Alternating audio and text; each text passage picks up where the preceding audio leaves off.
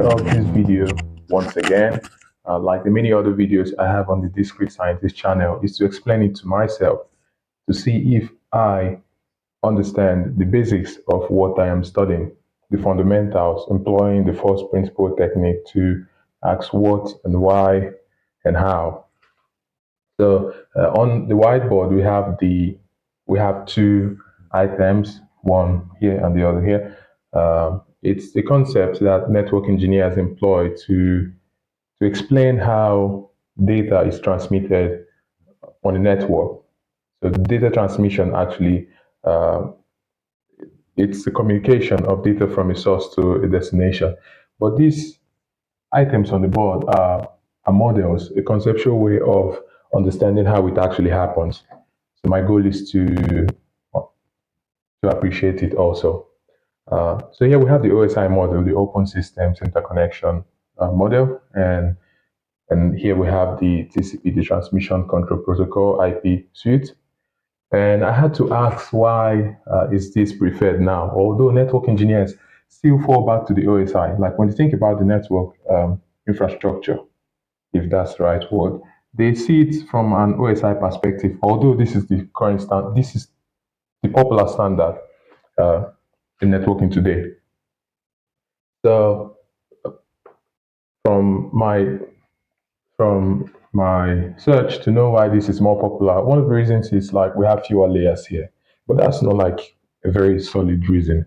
But when I look at this model and try to compare it to this, it's basically I see uh, these three layers, the fifth, sixth, and seventh layer from the OSI as being the application layer. It's like everything here, it's here because this is actually where the data that you have access to from the end host, from the end device you make use of, happens here. But during data formatting and data encapsulation, that's when you make the request downwards. These three sections, this is actually where the data uh, is prepared, then additions are done here. Like additions in the sense that different transformations or header files, the way the network is designed, the way different protocols design their systems to communicate with various systems all over the world, the accepted way. So different things are happening in these different sections. That's when I think about it from an OSI perspective, based on my little study about how this works and the difference. There are no key differences since network engineers actually look at it from the OSI perspective, but there are differences. But when you think about it, um, just very simply, like fundamentally, there are no key differences. The transport layer still remains the same. The network layer where we have that's a layer three, where we have like the routers that actually gives you access from your local area network to the internet. It's the internet. It's the same thing conceptually. Like okay, it's the internet. Like since we have the router here, which gives us access to the wider scope, like of the internet. So here we have the data link and physical layer. It's actually seen as the network access, where we have like the wires, the fast Ethernet cables, and the switches too.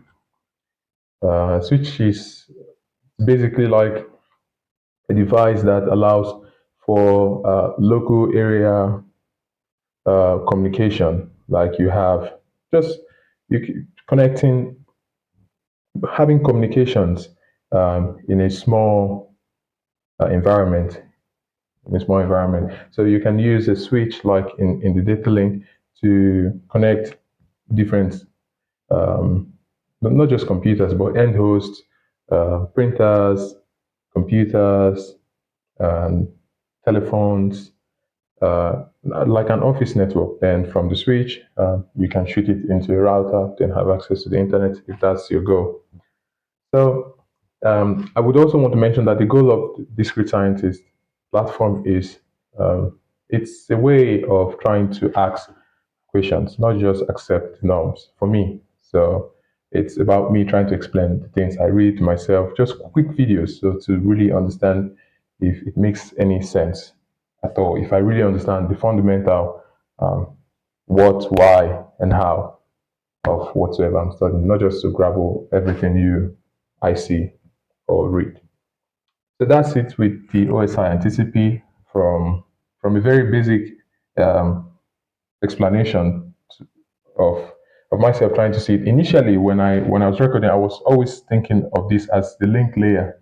So that's the data link layer, kind of like writing it as link, and but I had to like look like why, so I don't just memorize it.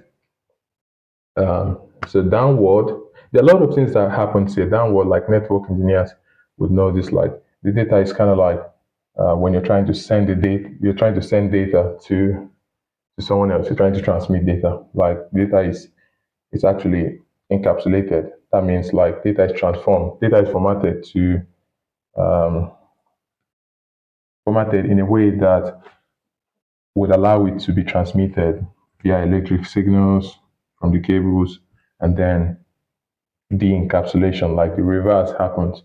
So that's really what's happening. Encapsulate, encapsulate. And then we have different protocols, that's rules that enable different devices to communicate with each other, different devices. So that's why you can communicate, a PC can communicate to a printer because we have protocols that allow that. A PC can have access to the internet because we have protocols, the IP that allows those kind of communications to happen. So that's it from me. If you check some of my other videos, they are basically me explaining concepts to myself and also improving my presentation skills.